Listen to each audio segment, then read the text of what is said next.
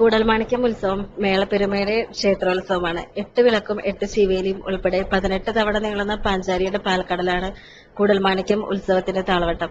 രാവിലെ 8:30യോടെയാണ് ശീവേലി ആരംഭിച്ചത്. 17 ആനകളുടെ അകമ്പടിയോടെ ഭഗവാൻ എഴുന്നള്ളിയപ്പോൾ വിശ്വത്തിലേക്ക് വെച്ച് ഏറ്റവും വലിയ സിംഫണിയായ പാഞ്ചാരി മേളത്തിൽ നിരവധി കലാകാരന്മാർ പങ്കെടുത്തു.